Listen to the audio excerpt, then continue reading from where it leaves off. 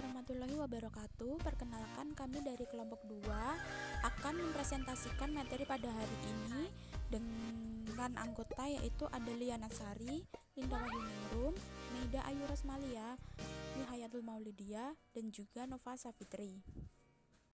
Oke, di sini kita akan menerangkan atau mencoba mempresentasikan tentang analisis profitabilitas dan pengembalian atas investasi modal, return on investment. Pertama, analisis pengembalian atas investasi modal atau ROI, return on investment. Nah, analisis dalam suatu laporan keuangan ini melibatkan penilaian risiko dan imbal hasil. Imbal hasil atas modal investasi ini mengacu pada suatu laba perusahaan. Hasil dari modal investasi yang kita lakukan ini mengukur suatu keberhasilan perusahaan dan juga akan mengukur suatu pendanaan perusahaan. Imbal hasil atas modal investasi ini juga digunakan untuk menganalisis efektivitas manajerial, tingkat profitabilitas, dan juga perencanaan dan pengendalian. Selanjutnya adalah rumus pengembalian investasi. Pengembalian investasi itu dihitung dengan nilai investasi saat ini atau harga jual investasi ditambah dengan pendapatan dari investasi dikurangi investasi awal dan pengeluaran lainnya. Dibagi dengan investasi awal dan biaya lainnya, setelah itu dikalikan dengan 100%. Nah, di sini ada contoh soal dengan menggunakan satu saham. Si A membeli satu saham seharga 100 USD dan membayar komisi pembeliannya sebesar 5 USD. Kemudian selama 1 tahun, si A menerima 4 USD dari dividen dan menjual sahamnya 1 tahun setelah si A membelinya seharga 200 USD. Setelah dibelinya tadi seharga 100 USD, maka dia menjualnya dengan harga 200 USD dengan membayar komisi penjualan 5 USD. Nah, maka penyelesaiannya adalah yang pertama adalah menghitung 200, yakni penjualan saham oleh si A ditambah dengan 4 USD, yakni dividen tadi dikurangi dengan 100 pembelian saham awal, lalu dikurangi lagi dengan 5, yakni komisi pembelian yang si A tadi dikurangi lagi dengan 5, yakni komisi penjualan si A tadi. Setelah itu, setelah didapatkan hasil, maka dibagi dengan 100, yakni harga saham awal ketika si A membeli tadi, ditambah dengan komisi pembelian, dan ditambah lagi dengan komisi penjualan. Setelah itu dikalikan dengan 100%, maka hasilnya adalah 85,45%.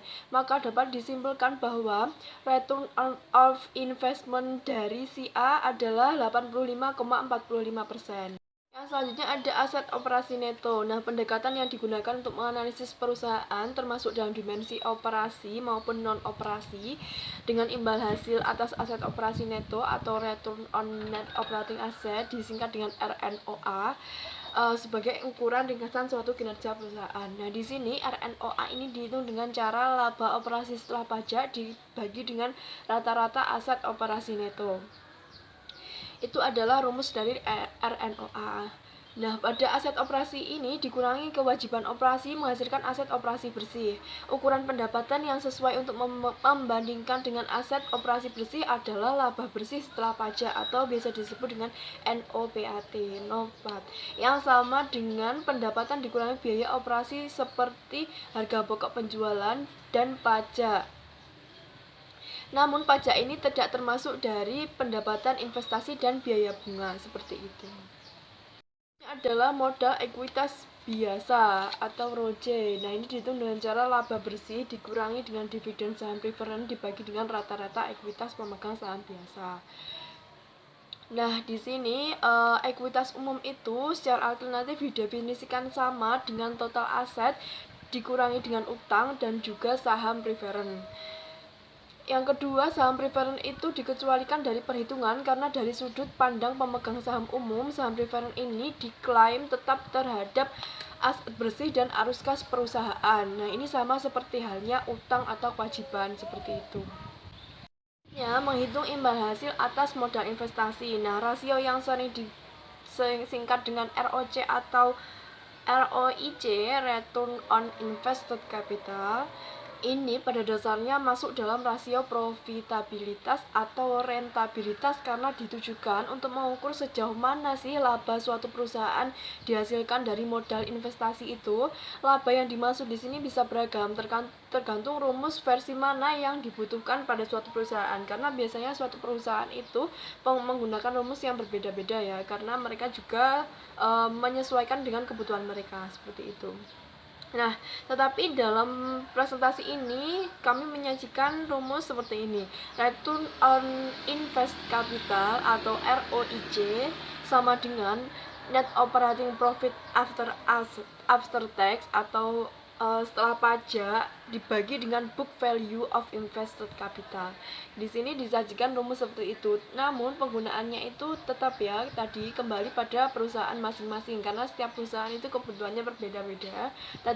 Jadi tidak bisa disamakan dengan menggunakan satu rumus. Biasanya ada yang menggunakan rumus ini, biasanya juga menggunakan rumus ini.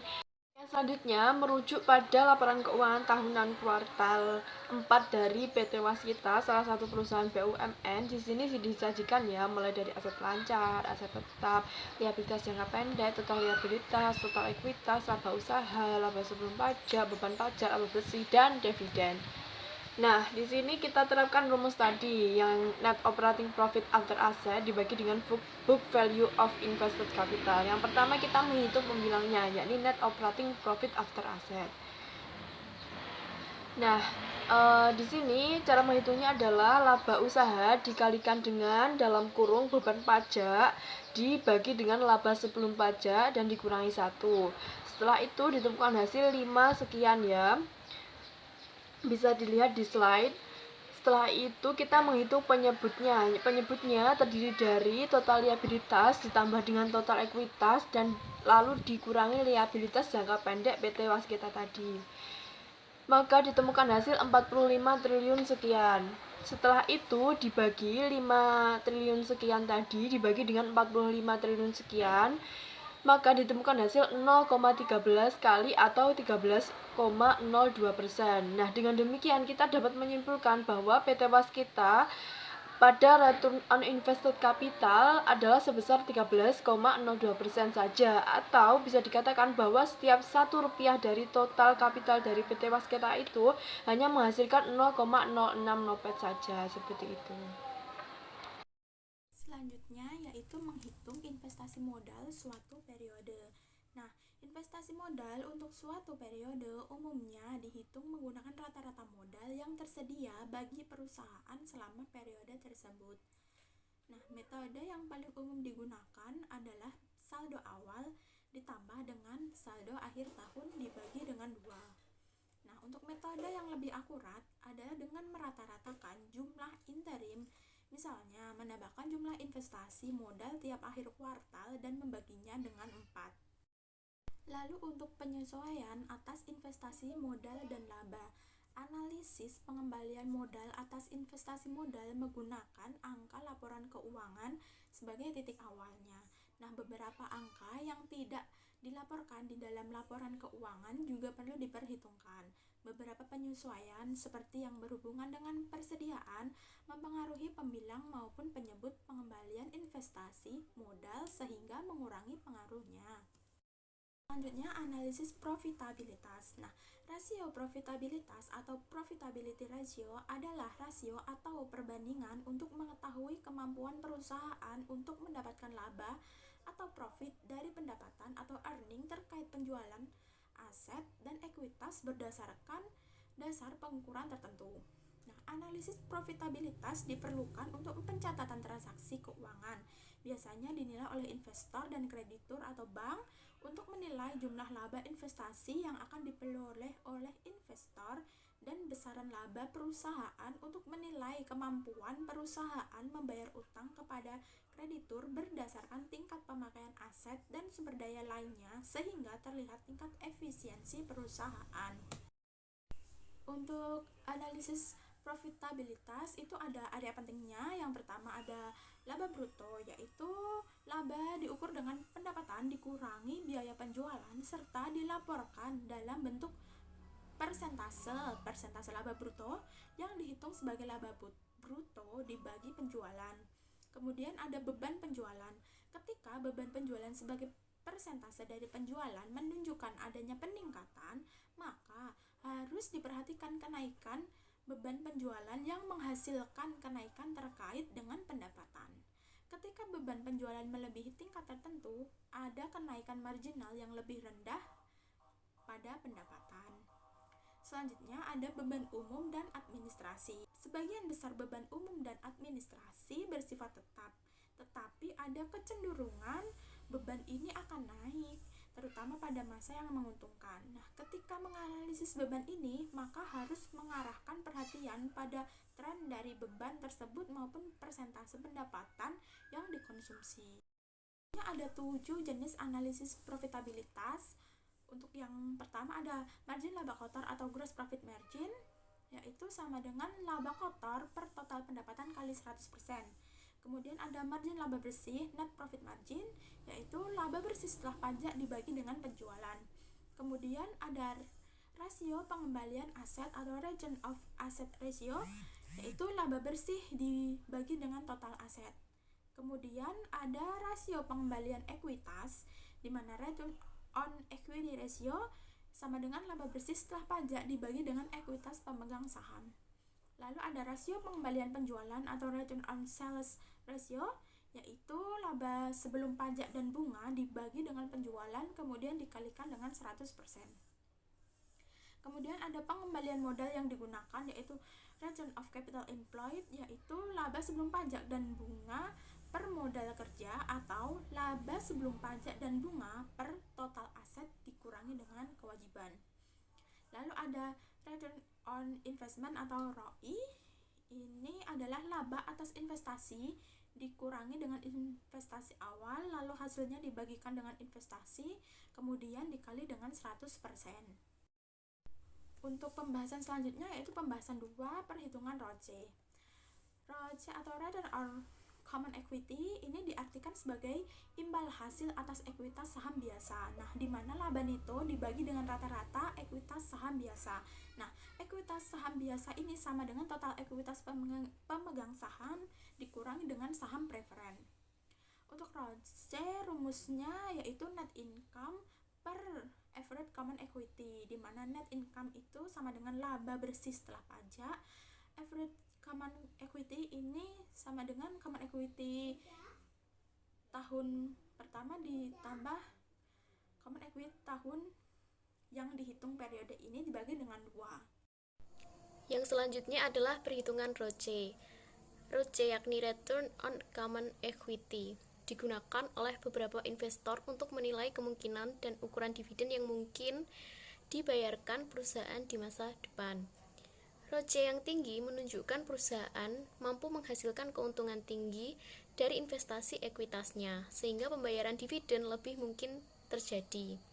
Nah, ROCE yang tinggi ini juga menunjukkan bahwa manajemen perusahaan mampu memanfaatkan modal ekuitas dengan baik dengan berinvestasi dalam proyek-proyek NPV positif.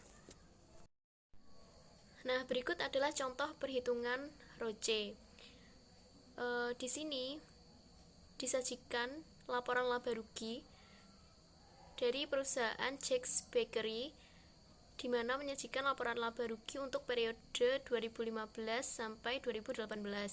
Net income pada tahun 2015 sebesar $7.916 dan average common equity sebesar $89.500.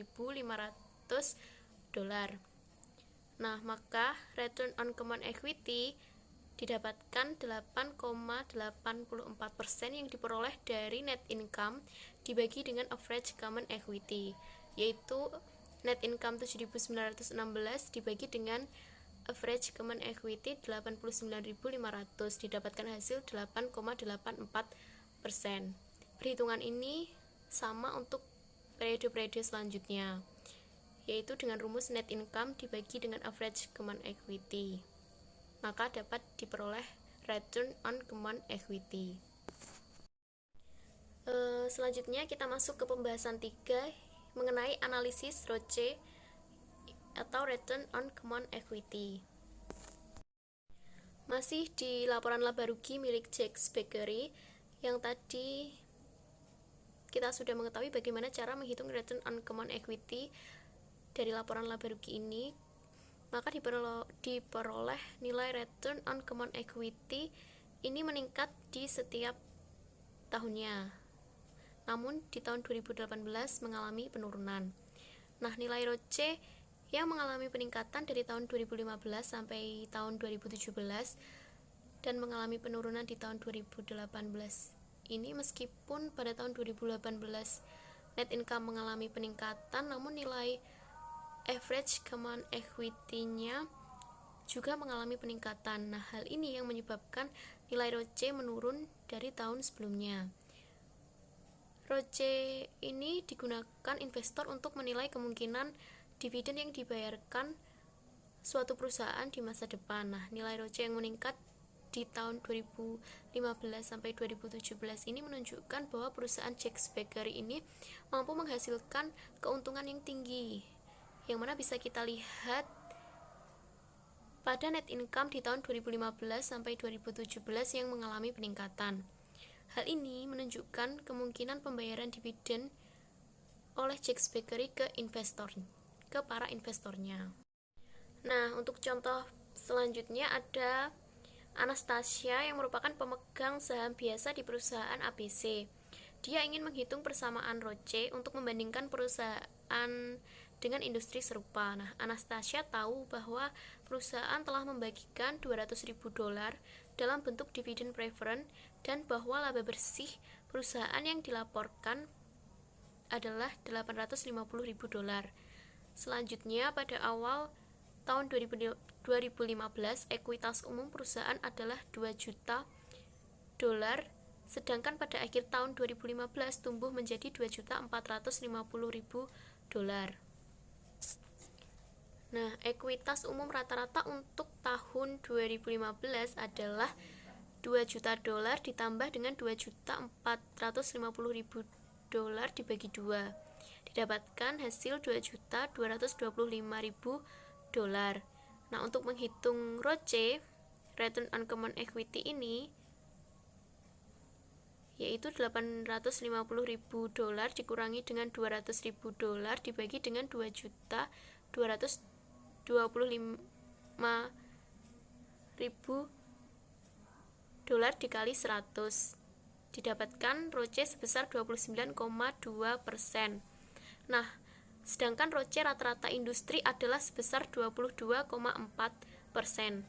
Nilai ROCE perusahaan ABC sebesar 29,2% ini lebih tinggi dari nilai ROCE industri sebesar 22,4%. Hal ini berarti bahwa untuk setiap dolar yang diinvestasikan, perusahaan ABC mampu mengembalikan 29,2% dari laba bersihnya pada pemegang saham biasa. Dibandingkan dengan rata-rata industri sebesar 22,4%, maka investasi yang dilakukan oleh Anastasia di perusahaan ABC ini merupakan investasi yang aman untuk dilakukan. ROCE menunjukkan proporsi laba bersih yang dihasilkan perusahaan dari setiap dolar ekuitas umum yang diinvestasikan. Perusahaan dengan pengembalian ekuitas yang lebih tinggi maka lebih efisien dalam menghasilkan arus kas. Hal ini menunjukkan bahwa perusahaan ABC ini mampu menghasilkan arus kas secara lebih efisien. Nah, secara umum investor memiliki kepercayaan yang lebih besar pada perusahaan dengan ROCE yang tinggi dan berkelanjutan dibandingkan dengan perusahaan yang berorientasi pada pertumbuhan yang tidak dapat mempertahankan tingkat pengembalian ekuitas umum yang terus meningkat. Nah, jadi lebih aman untuk berinvestasi pada perusahaan yang memiliki nilai return on common equity yang lebih tinggi.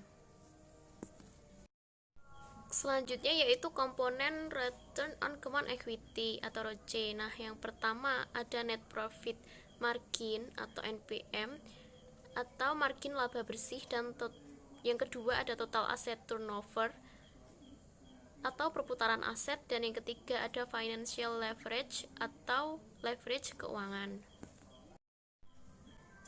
Net profit margin atau margin laba bersih ini diukur sebagai laba bersih dikurangi dividen saham preferen, kemudian dibagi dengan penjualan bersih. Net profit margin memberikan informasi mengenai pengaruh laba bersih terhadap harga produk dan struktur perubahan biaya. Nah, umumnya perusahaan sebaiknya memaksimalkan nilai margin laba bersih, namun nilai margin laba bersih yang rendah dapat mengindikasikan ROCE yang tinggi dengan pengembalian saham yang positif. ROCE juga bergantung pada jumlah investasi yang digunakan oleh perusahaan untuk menghasilkan keuntungan secara khusus. Margin laba bersih yang rendah tidak selalu menunjukkan kinerja yang buruk. Biasanya perusahaan dengan net profit margin yang rendah mungkin membutuhkan investasi yang relatif kecil. Yang kedua yaitu mengenai total asset turnover atau perputaran aset. Nah, perputaran aset ini diukur sebagai penjualan bersih dibagi dengan total investasi perusahaan. Nah, rasio ini bervariasi sesuai dengan industrinya, di mana beberapa industri ini perputaran asetnya dicirikan relatif tinggi, sementara yang lain perputaran asetnya dicirikan relatif rendah. Yang ketiga ada financial leverage atau leverage keuangan. Nah, financial leverage ini diukur sebagai total aset dibagi dengan ekuitas pemegang saham biasa. Nah, financial leverage ini digunakan untuk menangkap kemampuan perusahaan untuk meningkatkan operasinya. Jadi dilihat kemampuan perusahaan ini dilihat dari financial leverage-nya. Nah, oleh karena itu nilai reference finansial ini yang lebih tinggi meningkatkan pengembalian ekuitas yang dibutuhkan dari perusahaan. Selanjutnya yaitu mengenai dampak dari financial reference dan juga operating reference terhadap ROI atau return on investment. Jadi yang pertama dampak dari operating leverage. Nah, operating leverage ini terjadi setiap saat perusahaan mempunyai operating fixed cost yang harus ditutup. Nah, ditutup ini tanpa melihat beberapa unit yang dihasilkan oleh perusahaan. Jadi, dalam jangka panjang, semua biaya akan berubah menjadi variable cost. Nah, karena itulah hanya jangka pendek saja yang akan dianalisa. Jadi, untuk jangka panjangnya itu tidak dianalisa terlebih dahulu. Nah, untuk tingkat operating leverage dari suatu perusahaan ini pada suatu tingkat output tertentu menunjukkan bahwa persentase perubahan dalam keuntungan karena perubahan pada output yang menyebabkan perubahan pada profit perusahaan. Jadi, dampaknya itu operating leverage sangat berpengaruh terhadap peningkatan dari ROI. Selanjutnya yang kedua yaitu financial leverage. Nah, financial leverage ini penggunaannya akan berpengaruh pada perusahaan dikarenakan dapat menimbulkan beban hutang yang sangat berpengaruh terhadap profitabilitas perusahaan. Apabila perusahaan manufaktur menggunakan financial leverage ataupun perusahaan lainnya, nah dalam jumlah yang cukup besar, maka akan menyebabkan bunga yang harus dibayar oleh perusahaan. Nah, semakin besar dan net income akan semakin kecil. Pembahasan selanjutnya yaitu trading on equity. Nah, trading on equity ini mengacu pada aksi korporasi di mana perusahaan meningkatkan lebih banyak hutang untuk meningkatkan laba atas investasi bagi pemegang saham ekuitas. Proses financial leverage ini dianggap berhasil apabila perusahaan mampu memperoleh ROI yang lebih besar. Di sisi lain, jika perusahaan tidak dapat menghasilkan tingkat pengembalian yang lebih tinggi dari biaya hutang, maka pemegang saham ekuitas pada akhirnya mendapatkan pengembalian yang jauh lebih rendah. Nah, untuk jenis trading on equity ini ada dua, yaitu yang pertama perdagangan pada ekuitas tipis. Nah, perdagangan pada ekuitas tipis ini dimaksud apabila ada modal ekuitas perusahaan lebih kecil dari modal hutang, maka itu dikenal sebagai perdagangan ekuitas tipis. Nah, untuk yang kedua yaitu perdagangan di ekuitas tebal. Jadi, di ekuitas tebal ini bisa dikatakan bahwa modal ekuitas perusahaan lebih dari modal hutang. Maka dari itu dikenal dengan sebagai perdagangan ekuitas besar. Selanjutnya kita masuk pada pembahasan keuntungan dari trading on equity. Keuntungan dari trading on equity yaitu terdiri atas keuntungan peningkatan penghasilan, keuntungan atas perlakuan pajak yang menguntungkan.